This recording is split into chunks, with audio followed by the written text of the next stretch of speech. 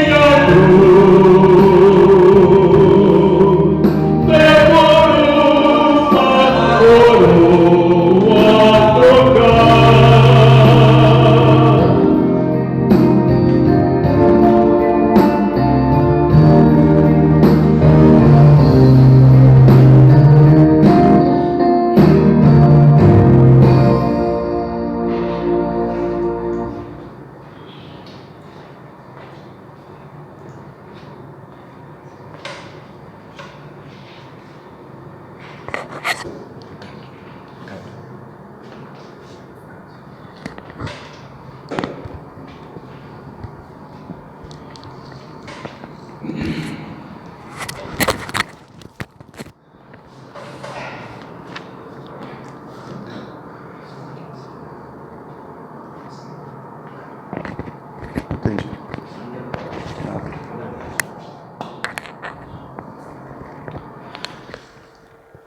Muito bom dia, meus irmãos. A graça e a paz do Senhor Jesus.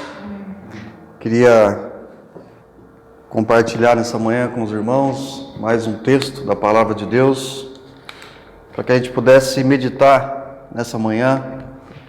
E, coincidentemente, esse texto vai falar também da cruz, né? Nós acabamos de cantar sobre a cruz, que ela é a expressão, né, do amor de Deus para conosco, quando Deus decide,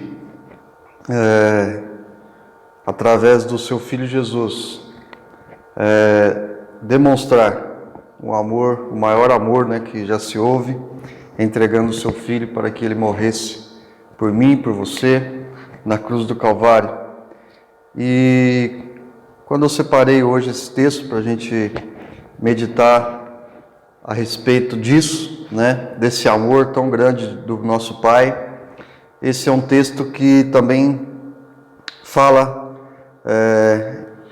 a respeito disso. É um texto que vai mostrar como tanto o amor de Deus se fazia imenso, fundamental por cada um de nós, como também a obediência do seu Filho Jesus Cristo em cumprir, né, aquilo que o Pai já tinha determinado a nosso favor.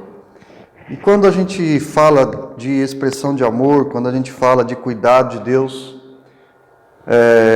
eu sinto que às vezes o ser cristão de fato não tem valorizado, se não valoriza muito como deveria ser valorizado esse ato sublime que a Bíblia vem apontando desde lá do começo, né? Apontando para Jesus, para o Messias, para o resgatador, para o Redentor. E às vezes eu sinto que a cruz de Cristo, a expressão do amor de Deus, ela tem sido não tanto valorizada como deveria. E os cristãos nos dias de hoje estão preocupados muito mais em receber bênçãos, em correr atrás de coisas, ao enquanto que o maior ato de expressão de amor, a prova de amor por Deus, por cada um de nós, por mim, por você, ela já aconteceu. Foi quando cabalmente Cristo se entregou para morrer por cada um por nós, de nós, e cumprir o seu papel de Salvador, de resgatador. Nós precisamos entender que esse amor de Deus é o que deve nos motivar a ter uma vida cristã. Esse amor de Deus, a expressão desse amor, é o que deve nos motivar a viver uma vida de igreja. Esse amor de Deus é o que deve nos motivar a entender o quanto nós já somos felizes, deveríamos ser felizes, alegres, contentes.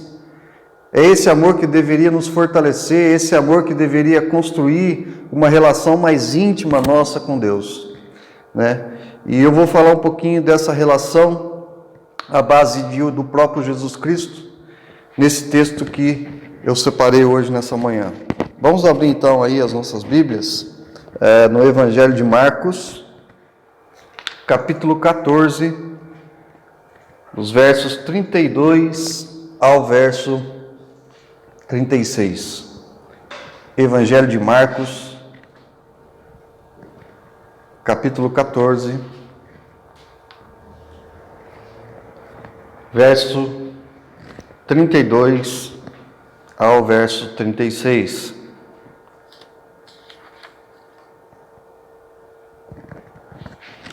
Muito bem, diz assim a palavra: Então foram a um lugar chamado Getsemane, onde, ali chegados, disse Jesus a seus discípulos: Assentai-vos aqui, enquanto eu vou orar.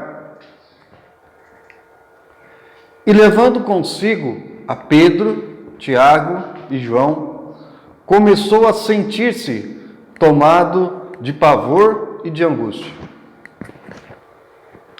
E lhes disse: A minha alma está profundamente triste até a morte. Ficai aqui e vigiai. E, adiantando-se um pouco, prostou-se em terra e orava para que, se possível, lhe fosse poupada aquela hora. E dizia: Abba, Pai, tudo te é possível. Passa de mim este cálice, contudo, não seja o que eu quero, e sim o que tu queres. Muito bem, irmãos. Esse texto, eu creio que muitas pessoas já leram, né? Algumas vezes, eu também já tinha lido. Mas eu queria, nessa manhã, olhando para essa ótica, né? Para a ótica do grande amor de Deus para conosco, que nós olhássemos para essa oração, para a oração do próprio Jesus Cristo, quando ele estava para ser morto, para ser crucificado, para ser entregue e para ser levado frente às autoridades, para que ele pudesse ser então crucificado. Jesus, ele entendendo, já sabendo tudo aquilo que ele estava próximo de ser cumprido e aquilo que o esperava, ele então, juntamente com seus discípulos, ele decide então ir até o monte, até o Getsemane. E diz ali o texto que eles foram para um lugar chamado Getsemane.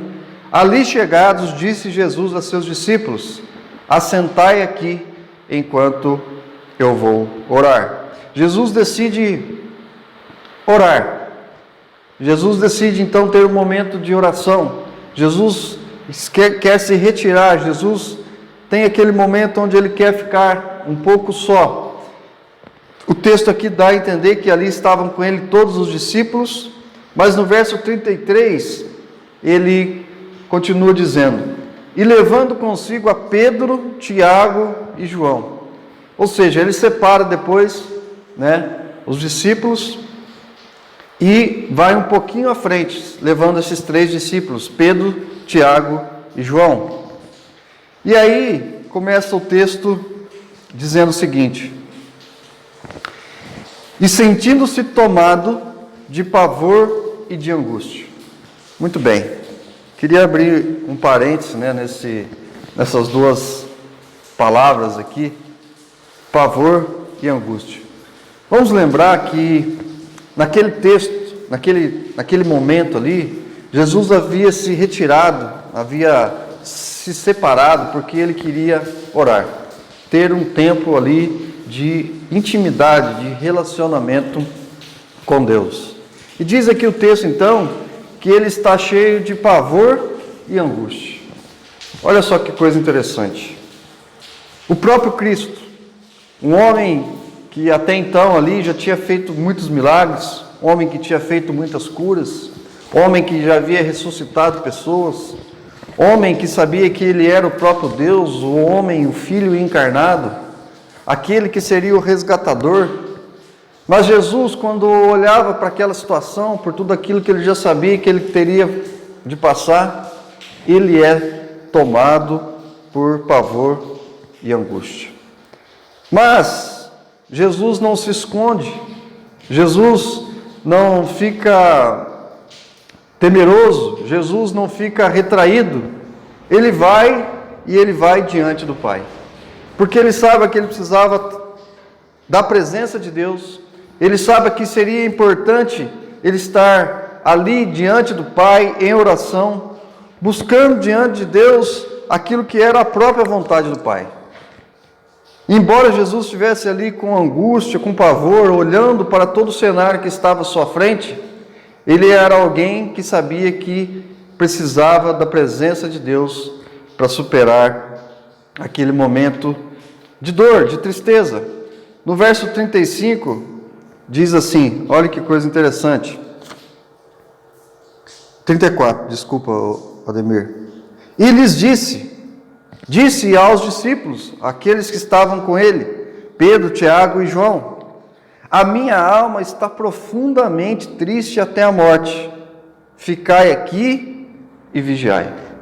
O sentimento que Jesus tinha ali era de tristeza, mas não, talvez a tristeza por tudo aquilo que estava próximo a se cumprir, porque ele sabia qual era o seu papel, ele sabia que ele foi enviado ao mundo porque ele tinha que cumprir o papel de resgatador, de salvador, de todos aqueles que então crescem no seu nome.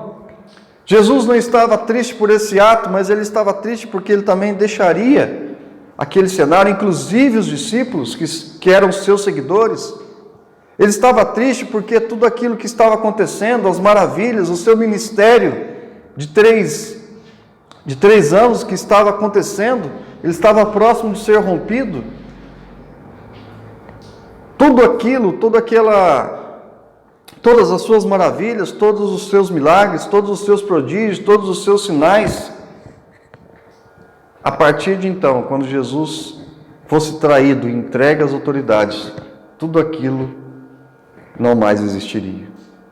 E Jesus, como diz aqui o texto, triste, angustiado, cheio de pavor, ele nos ensina a partir de agora como deve ser a condição de alguém que se encontra nessa situação. E eu quero mais uma vez ressaltar quem era Jesus Cristo. Jesus Cristo era o Filho de Deus, o próprio Deus encarnado, aquele que já sabia o que lhe estava proposto, qual era o seu objetivo. E o próprio Jesus, então, quando se vê diante dessa situação, ele toma uma atitude que muitos de nós, na nossa mera insignificância, às vezes não tomamos. Jesus se leva os seus discípulos, ele vai num lugar reservado, apavorado, triste, angustiado por tudo aquilo que estava próximo de acontecer. Mas ele reconhece que ele precisa ter um tempo de intimidade ali com o Pai. Ele precisava falar com o Pai, ele precisava expressar ao Pai a sua oração. E olha o que diz então o verso 35. Coloque para mim, Ademir, por favor. E adiantando-se um pouco, ou seja, ele então deixa os 3 discípulos aqui que foram citados, Pedro, Tiago e João, ele adianta-se mais um pouco, ou seja, ele vai um pouco mais à frente. Prostrou-se em terra e orava para que, se possível, lhe fosse poupada aquela hora. Primeira coisa, Jesus Cristo mostra que ele, mesmo sendo Deus, precisava de estar em intimidade com Deus. Segunda coisa, ele sendo o próprio Deus, prostrou-se em terra. sinal de humildade, sinal de dependência.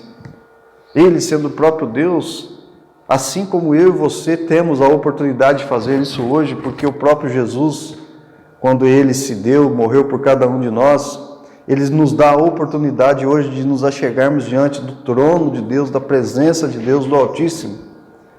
Esse é um mérito que não é nosso, é um mérito que foi pago com alto preço, o preço do sangue de Jesus Cristo, e nós temos esse acesso. E assim Jesus tinha esse acesso, mas Ele decide fazer o quê? O que Jesus faz? Ele prostra-se, Ele se ajoelha, Ele se coloca diante de toda a humildade possível, diante da presença de Deus, se rasgando, se humilhando, porque Ele sabia que, embora Ele precisasse cumprir o papel de ser o nosso Salvador, de nosso resgatador, tudo estava nas mãos do Pai. E Ele se coloca ali de maneira humilde, se prostrando em terra, fazendo a sua oração. Isso demonstra o quê? Dependência de Deus, submissão à vontade do Pai, Ele sendo o próprio Jesus Cristo. E Ele se coloca nessa posição, prostra-se em terra e orava. Mas aqui o texto é bem explícito em dizer o seguinte: para que, se possível, ou seja, se Deus quisesse, lhe fosse poupada aquela hora. E eu quero abrir mais um parênteses aqui, né? Como tem sido a nossa relação de oração e de intimidade com Deus. Passando às vezes por momentos de lutas, de tribulações, quase sempre, ou quase nunca, ou muito raramente, a gente separa um tempo para estar sozinho com Deus. A gente quase não faz isso, né? A Bíblia ensina que a gente deve entrar no nosso quarto, fechar a nossa porta. Mas será que a gente tem feito isso, buscando fazer quando nós temos um momento de dificuldade? E aqui Jesus estava próximo a passar por um momento de muita dificuldade, ou seja, Ele sabia aquilo que o esperava. Mas Ele decide então se separar, se prostrar diante de Deus, ter um tempo de intimidade. E quanto de nós temos reclamado das lutas, das tristezas, das nossas ansiedades, das nossas depressões, temos nos separado, temos nos colocado de maneira humilde diante de Deus e temos feito a oração que Jesus fez, porque isso é o mais importante. E qual que era a oração que Jesus estava fazendo naquele momento? O texto está dizendo, Ele orava dizendo o seguinte: para que, se possível, lhe fosse poupada aquela hora. E será que a nossa oração tem sido nesse sentido? Ou será que a nossa oração muitas das vezes tem sido uma oração que quer, acima de tudo, promover a nossa vontade, aquilo que nós precisamos, aquilo que nós desejamos, aquilo que é o nosso querer, aquilo que parece que vai resolver os nossos problemas, mas nós não colocamos diante de Deus aquilo que é a vontade de Deus para as nossas vidas. Jesus Cristo sendo o Messias, o seu poder era imenso. Não foram os romanos que prenderam e mataram Jesus Cristo. Jesus Cristo se deu porque Ele tinha um propósito para cumprir. Ele tinha poder para fazer muitas coisas, mas Ele decide obedecer ao Pai porque Ele sabia que aquilo era o melhor. Jesus olhava para o melhor. Ele sabia que Ele seria sacrificado, humilhado, chicoteado, cuspido, mas Ele sabia que aquilo era a vontade do Pai. E Ele ora, porque Ele sentia-se angustiado, apavorado, como qualquer um de nós hoje se sente por muito menos. Qualquer coisinha hoje as pessoas já estão apavoradas, angustiadas, tristes. Parece que não querem mais morrer. Mas aqui Jesus nos ensina como deve ser o papel, a vida de um cristão que teme a Deus, que acredita em Deus e que sabe que Deus é um Deus que nos ama, um Deus que quer o melhor para as nossas vidas. Ele ensina que o papel desse homem é o papel de buscar a Deus, primeiramente, que é o que Jesus fez. Segunda coisa, de se colocar de maneira humilde diante de Deus, reconhecendo que Deus é o Deus Todo-Poderoso. E em terceiro lugar, entendendo que a vontade de Deus está acima da nossa vontade. Jesus nos ensina isso claramente. E quando Jesus ora para que o cálice que estava à frente fosse passado, é como se um filho que estivesse com uma situação muito triste. Muitas de nós aqui temos filhos, né? E a gente sabe que o quanto a nossa relação com o filho é muito intensa, é sempre uma relação de amor, é uma relação de se dar, né? É a nossa relação quando o filho quer algo, mesmo que a gente não possa dar, né? A gente se sente às vezes muito contraído em querer buscar fazer a vontade do filho, porque é um filho pedindo, é um filho que está rogando algo que ele quer, né? E nós, nossa condição humana, nós que já somos assim, sempre queremos atender à vontade de um filho. E naquele momento Jesus orava para o Pai, querendo que, se fosse possível, que ele fosse poupado daquela hora. Era um filho gemendo, era um filho pedindo algo. Mas lá em Isaías 53, diz que agradou ao Senhor moê-lo. Meus irmãos, vocês já pararam para pensar nisso? Um filho pedindo algo, implorando algo. E lá em Isaías 53, por exemplo, diz que agradou ao Senhor, agradou a Deus. Não precisa colocar. Agradou ao Senhor moê-lo. Sabe por quê? Porque quando Deus olhava para Jesus Cristo, pedindo que, se fosse possível, aquele cálice fosse retirado, Deus não estava olhando apenas para Jesus Cristo, mas Ele estava olhando para mim, para você, para as nossas vidas, porque Ele sabia que tudo aquilo que estava proposto ao seu Filho era necessário para que eu e você pudéssemos ter a certeza. Irmãos, ter a certeza que esse sacrifício ia tirar aqueles que creem nesse sacrifício, nessa obra, nesse amor, da morte, e nos levaria para a vida. O Pai, naquele momento, não atendendo a oração de Cristo, Ele olhava para mim e para você, para nos dar a oportunidade de sermos chamados seus filhos. Por isso diz que agradou ao Senhor moê-lo. E eu queria que a gente parasse para pensar nesse amor. Um amor que sacrifica um filho em favor de tantos que são pecadores, como eu e como você. Um amor que dá o que ele tem de mais precioso. Um amor que fere e que mata o seu unigênito em nosso favor, em favor de mim e de você, pecadores. Meus irmãos, esse ato de amor é o que deve impulsionar a minha e a sua vida, em proporcionar a cada um de nós uma vida digna diante de Deus. É esse amor que deve fazer com que nós pensemos qual tem sido a nossa atitude de cristãos diante da igreja e da sociedade do mundo. Jesus Cristo morreu não para que eu e você fôssemos apenas cristãos nominais que frequentam uma igreja ou que têm uma visão diferente de religião, mas pessoas que entendem que foram alcançados por uma graça maravilhosa, por um amor imensurável, que entregou o que tinha de melhor em favor daqueles que não têm mérito nenhum. E o que nós temos feito com essa graça? O que nós temos feito com esse amor? O que nós temos feito com esse sacrifício?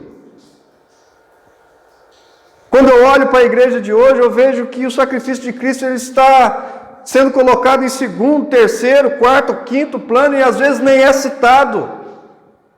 Porque as pessoas estão preocupadas em ter uma vida simplesmente que colocam esse Deus como algo mecânico, que você chega lá, que é algo, e Deus tem que ser esse Deus bondoso, maravilhoso, que está pronto ali para te atender e para fazer a sua vontade. Deus é bondoso, Deus é maravilhoso, mas Deus é justo. E Deus quer que eu e você entendamos tudo aquilo que Ele fez e que, ao mínimo possível, nós possamos retribuir esse amor de forma apenas a expressar a nossa fé e a nossa dependência por Ele.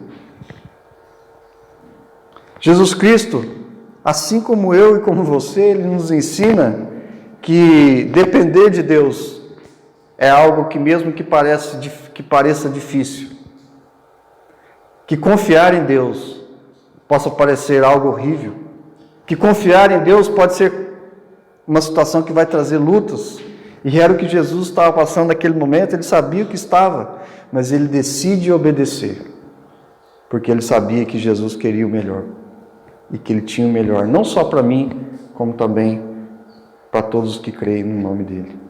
Olha o que diz o verso 36.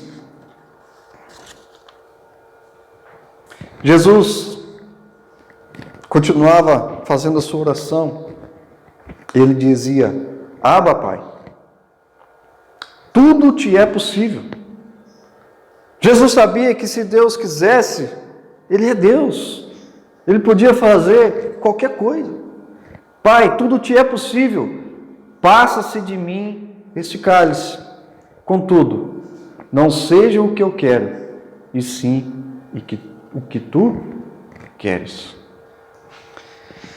Essa oração de Jesus Cristo, ela nos ensina que, assim como Ele, nós devemos confiar plenamente naquilo que Deus quer para as nossas vidas. Porque às vezes, quando a gente está passando por situações adversas, tribulações, o que a gente quer realmente para satisfazer a nossa vontade, ou que aquilo que a gente quer que vai fazer, às vezes, fugir de certos problemas e aflições, não é aquilo que Deus quer. E não é aquilo que Deus tem como um projeto maior para mim e para a sua vida. Sabe qual que é o nosso problema? Que nós olhamos na ótica sempre momentânea das coisas. Nós queremos resolver as coisas de maneira momentânea, nós queremos resolver as nossas lutas, as nossas aflições a qualquer custo, a qualquer maneira. E nós não olhamos para a situação global, nós não olhamos como Jesus estava olhando naquele momento e como Deus vê a minha e a sua vida. Como que Deus vê a minha e a sua vida? Quando você foi resgatado pelo precioso sangue de Jesus Cristo, sabe como que Deus olha para mim e para a minha sua vida? Deus não olha para mim e para você olhando que você vai viver 30, 40, 50, 70 anos. Deus passa a olhar para a nossa vida olhando para a eternidade. Porque é isso que está separado para aqueles que creem. Então a nossa vida não se resume mais a apenas 50, 80 ou 100 anos. Quando Deus olha para nós, Ele olha para seres eternos. Porque é isso que está proposto para aqueles que creem. E é nisso que nós temos que olhar. Nós temos que olhar com essa ótica. A nossa vida a partir do momento que nós cremos, quando nós temos a certeza da salvação em Jesus Cristo, a nossa vida não vai se resumir apenas a esse tempo terreno, a essas situações momentâneas de luta, de tribulação. Isso é muito pouco, é muito pequeno de algo daquilo que está proposto para mim e para você, que é a vida eterna diante da presença do Todo-Poderoso. E talvez, quando você esteja passando por um momento de angústia, de aflição, talvez isso seja necessário para que você entenda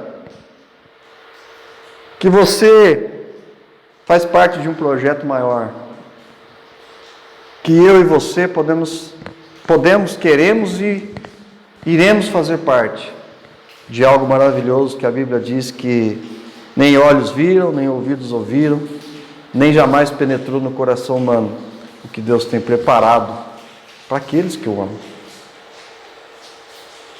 A mensagem que eu queria deixar nessa manhã é que nós olhássemos para Jesus Cristo nesse momento, o momento que antecedia a sua entrega, não o momento que antecedia a sua prisão, porque a sua prisão fazia parte da sua entrega. Jesus se entregou, ele simplesmente decidiu obedecer. Embora aquilo parecesse terrível, e era realmente, ele decidiu obedecer, porque ele sabia que a vontade do Pai estava acima do seu medo, do seu pavor, da sua angústia. Ele sabia que o que o Pai queria era o melhor, porque ele sabia que ele venceria a morte, porque ele sabia que ele estaria sentado à direita do Pai, e ele já sabia que um dia ele ia voltar aqui, como ele vai voltar, para buscar a sua igreja e para implantar o seu reino aqui na terra. Nós precisamos ter essa certeza, que embora às vezes o mundo, as situações nos colocam em momentos de angústia, de pavor, de temor, nós temos o mesmo Pai que Jesus Cristo tinha. O mesmo Pai que já expressou esse amor por mim e por você de uma forma inigualável. Você tem noção disso? Deus já nos amou. Ele já nos amou entregando seu Filho. Ele já nos amou, Ele demonstrou que nos ama quando Ele deu o que Ele tinha de melhor. Ele já demonstrou que Ele nos ama quando Ele se agradou em moer Jesus Cristo. Ele já mostrou que nos ama quando Ele escolheu nos dar a oportunidade de sermos chamados de seus filhos e podermos hoje adentrar em oração e ter um canal de comunhão direta com esse Deus. E às vezes a gente fica esperando algo tremendo, um milagre. Irmãos, tudo isso pode acontecer, se for essa a vontade de Deus. Não espere algo espetacular, não espere viver algo tremendo. Viva algo espetacular, tremendo na sua comunhão com Cristo, na sua intimidade com Ele, na sua dependência dEle. E mesmo que as situações ao redor não demonstrem coisas espetaculares, dentro do seu coração Deus vai transformar aquilo que era um terreno árido em uma terra fértil que vai fazer florescer, dar frutos e vai demonstrar o quanto nós podemos ser abençoados, não por tudo aquilo que Deus pode fazer. Deus podia livrar Jesus Cristo da cruz? Podia, mas esse não era o propósito. Deus pode te livrar de uma doença, Deus pode te livrar às vezes de uma tribulação, até da morte. Deus pode te livrar de diversas situações? Pode. Mas será que essa é a vontade de Deus para mim e para a sua vida? Aonde nós precisamos ser trabalhados em Deus? Aonde nós precisamos colocar a nossa dependência em Deus? Será que nós, assim como Jesus Cristo foi levado ao monte para orar, será que eu e você não estamos precisando ser levados a um lugar de intimidade para buscar uma relação plena de dependência com Deus? E às vezes as circunstâncias do mundo nos levam a isso. Entenda que Jesus Cristo cumpriu o seu papel e que eu e você precisamos cumprir o nosso papel, que é acima de tudo depender de Deus, buscar a Deus e, sobretudo, aceitar a vontade de Deus. Paulo escreve algo muito importante lá em Filipenses, capítulo 3, verso 8. Coloca para mim, Ademir, por favor.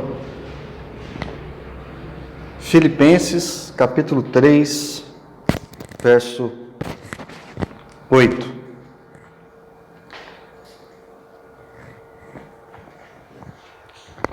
Paulo, entendendo o seu ministério, entendendo como Deus havia o resgatado, como Deus havia transformado a sua vida, como Deus tinha mudado o rumo, a trajetória da sua vida, Paulo escreve algo interessante. Ele diz assim: sim, deveras considero tudo como perda, por causa da sublimidade do conhecimento de Cristo Jesus, meu Senhor, por amor do qual perdi todas as coisas e a considero como refúgio para ganhar a Cristo.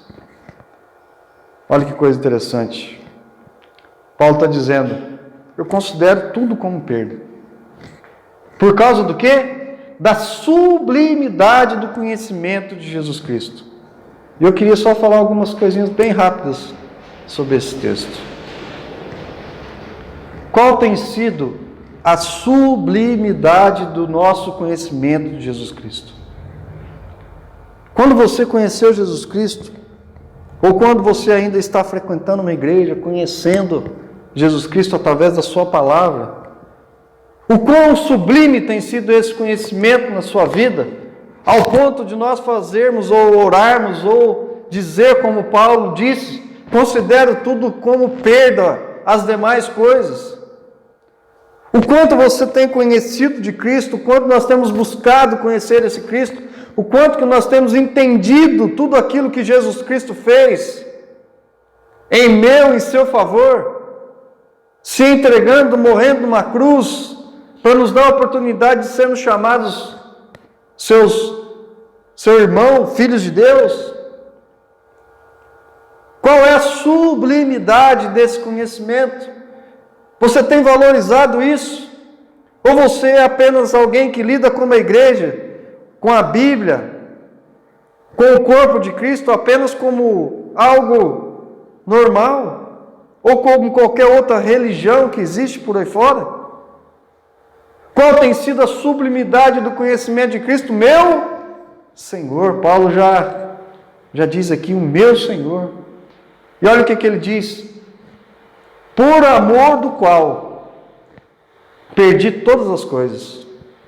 Paulo era um judeu, alguém que tinha uma posição notória, provavelmente alguém de muitas posses, de uma vida tranquila, de alguém que era considerado ali no meio onde ele vivia. E ele diz assim, por amor do qual, por amor desse Jesus, por amor a essa sublimidade, por amor a essa entrega, por amor a essa oportunidade que Deus nos dá, nos reconciliando com Ele, por amor a isso tudo, perdi todas as coisas, e o mais importante, ele diz, e as considero como refúgio. Sabe o que é refúgio, irmãos? Refúgio é aquilo que não serve para mais nada. Refúgio é aquilo que não tem valor, aquilo que ninguém quer. Paulo está considerando tudo aquilo que ele tinha e que era importante. Ele tinha bens, ele era alguém considerado, ele era alguém admirado, ele é alguém que tinha uma posição social alta. E ele diz que ele considerava tudo aquilo refúgio para ganhar a Cristo. E o que mais me chama a atenção nesse texto, que olhando para a vida de muitos irmãos hoje, e até da igreja de forma geral, às vezes o que tem sido considerado refúgio é o Evangelho de Jesus Cristo. Quando eu tenho tempo, eu leio a Bíblia. Se der, eu vou na igreja. O sacrifício de Cristo, muitas pessoas dizem assim, para que ficar pensando nisso? Quando eu ficar mais velho, aí eu vou me dedicar um pouco mais. Meus amados, olhando para a ótica de Paulo, a nossa vida pode estar se tornando uma vida de mediocridade diante do valor sublime que tem o sacrifício de Cristo. E eu quero te encorajar, ou melhor, eu quero nos desafiar nessa manhã a você refletir um pouco mais sobre o sacrifício de Cristo. Refletir um pouco mais sobre o amor de Deus dispensado por mim e por você, quando Ele entrega aquilo que Ele tinha de melhor e de maior. Eu quero desafiar a você a refletir sobre a sua vida. Qual tem sido a sublimidade do conhecimento de Jesus Cristo? O quão sublime tem sido você parar um pouquinho, conhecer a esse Deus, a esse amor. O quão sublime tem sido você se identificar com isso. O quão sublime tem sido você entender que você é alguém precioso diante dos olhos de Deus. Que Ele deu por você aquilo que Ele tinha de mais importante. E o quanto você tem considerado tudo aquilo que você tem aí como coisas bem pequenas, para não dizer refúgio, diante da nossa trajetória com Cristo, diante do nosso conhecimento e, sobretudo, diante da nossa comunhão e intimidade com esse Deus. Eu acho que olhar para a nossa vida, daqueles que se dizem cristãos, daqueles que se dizem filhos de Deus, e quando a nossa vida não expressa esse reconhecimento, essa gratidão por tudo aquilo que Deus fez por cada um de nós, talvez nós ainda não somos conhecedores totalmente desse amor, dessa graça, dessa bondade e da misericórdia que Deus já teve por cada um de nós. Mas sempre é tempo de nós buscarmos isso, sempre é tempo de nós ansiarmos por coisas maiores. Jesus, mesmo com angústia, com dor, ele sabia que algo maior estava proposto para ele. E assim é nas nossas vidas, mesmo nos momentos de luta, tribulação, às vezes nós ficamos desanimados, tristes. Diz aqui o texto, que Jesus estava triste. Verso 34 diz assim: a minha alma está profundamente triste até a morte. Jesus Cristo também estava triste. Assim como eu e você temos momentos de tristeza, muita tristeza, muita dor, mas a gente sabe que tem algo maior, que tudo aquilo que a gente não entende aqui apenas faz parte de algo maior, proposto por aquele que é o Senhor das nossas vidas, ou que deve ser o Senhor das nossas vidas. E a gente precisa confiar nisso. A gente precisa viver isso. A gente precisa, como cristãos, expressar esse amor, essa confiança. A gente precisa demonstrar que nós confiamos num Deus que já expressou o seu amor, o seu maior ato de amor por mim e por você. Amém? Que você seja desafiado nessa manhã a buscar isso com toda a sua integridade, com todo o seu amor, com toda a sua dedicação. Eu pedi para o Ademir, se o Davi me permite, eu separei uma música que eu gosto muito, que fala um pouquinho sobre isso, como o quanto é bom a gente... Volta os meus olhos. O quanto é bom a gente buscar essa intimidade com Deus, buscar esse tempo com Deus, e que a gente possa fazer isso. Coloca no legendado, desce um pouquinho para mim ver.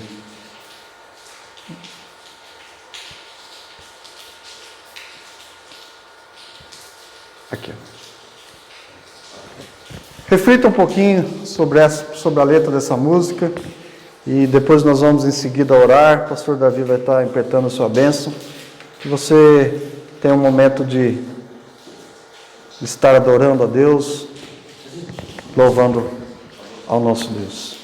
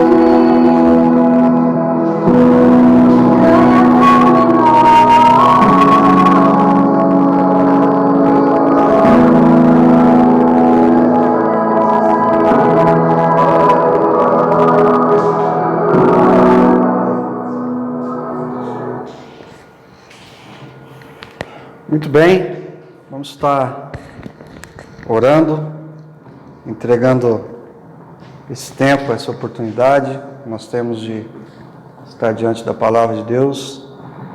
Eu gosto muito dessa música, né? Tem uma parte ali que ela diz que melhor que a vida é o seu amor. Bem melhor, né? Ela diz, aliás. Bem melhor que a vida é o seu amor. Que a gente possa viver isso, buscar viver isso, né? Entender que o amor de Deus nos tirando da morte, nos levando para a vida, já fez isso. Esse amor de Deus é bem melhor que a vida, que é essa vida. Que a gente possa buscar, né, viver esse amor, essa dependência com Deus, essa relação, e que isso seja a motivação das nossas vidas. Que Deus possa nos ajudar a fazer isso. Vamos orar. Falando em vida, gostaria que você incluísse na sua oração o aniversário da Bia hoje. Tá? Hoje é Deus. Ok. Eu gostaria também de chamar a atenção dos irmãos, que os irmãos estarem assistindo o culto com a gente, que a gente estamos em oração, nós estamos em oração também pela Dalete Martins, né? Pelo Laeva Cornélia, pelo Mara Marque, pela Márcia Decano, né? De Santos, a Priscila, pela Dalete, e todos os nossos irmãos, a Liliana, a Bia, que está assistindo o nosso culto, né? Culto de adoração ao nosso Senhor Jesus Cristo. Que os nossos irmãos estejam sendo abençoados com esse culto nesse dia. Amém. Amém. Oremos. Senhor Deus e Pai, nós te agradecemos, ó Deus, pelo seu amor, pela sua graça, pelo seu favor por cada um de nós. Já, ó Deus, manifestado por cada um de nós na cruz do Calvário, ó Deus, entregando o teu Filho, Jesus Cristo, Pai, em nosso favor. Senhor, que o teu Espírito Santo fortaleça a cada um de nós, ó Deus, e nos dê entendimento, ó Deus, para valorizarmos esse amor maravilhoso, para entendermos, ó Deus, o quão sublime é desfrutar dessa bênção. Ó Deus, que nós possamos, ó Deus, manifestar esse amor, essa graça, essa misericórdia no nosso viver, dependendo de Ti, buscando a Sua presença, ó Deus, entregando ao Senhor as nossas lutas, as nossas angústias e esperando sempre no Senhor a resposta, ó Deus, segundo o Teu querer para as nossas vidas. Deus, colocamos a vida de cada irmão aqui mencionado, ó Deus, aqueles que estão carecendo, ó Deus, de uma intervenção, seja ela física, ó Deus, espiritual, material, ó Deus, que segundo o Seu querer, Sua graça, Sua bondade, o Senhor olhe para cada um de nós, ó Deus, e continue dirigindo e manifestando, ó Deus, essa graça àqueles a quem o Senhor quer, ó Pai, segundo o Teu querer. Ó Pai, que o Senhor faça isso de maneira que nós possamos ver e continuar vendo, Deus, o quanto o Senhor nos ama, o quanto o Senhor tem cuidado de cada um de nós, ó Pai. Te coloco especial a vida da Bia, completa mais um ano, que o Senhor possa, os Teus, estar dando a ela entendimento, se revelando a ela, que ela possa crescer, ó Deus, debaixo do Seu temor, da Sua graça, que a sua vida, ó Deus, seja em amor, em fidelidade ao Teu nome e ao Teu Evangelho. Ó Pai, nós pedimos por cada um de nós, por cada família aqui representada, ó Deus, que o Senhor continue nos dirigindo, nos abençoando, nos dê uma semana, ó Deus, debaixo do Seu cuidado, da Sua graça. Ó Deus, obrigado por essa oportunidade que nós temos aqui como igreja, de falar do Senhor, do Seu Evangelho, do Seu amor para aqueles que ainda não Te conhecem, Pai.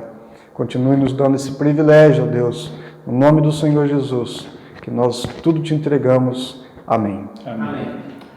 Igreja de Jundiaí, Igreja de Lambari, vamos clamar a bênção do Senhor. Que o amor de Deus o Pai, manifesto na cruz, entregando o Seu Filho amado, e que este Filho todo-poderoso, que venceu a morte, tem derramado superabundante graça, que isso seja algo real e palpável em nossas vidas. E que o mesmo concedeu para o nosso consolo, Deus o Espírito Santo, para nos ensinar, e para nos orientar em seus caminhos. Que possamos, na dependência do Senhor, vivermos para a sua glória. Que assim seja com a tua igreja agora e sempre. Amém. Amém. Amém.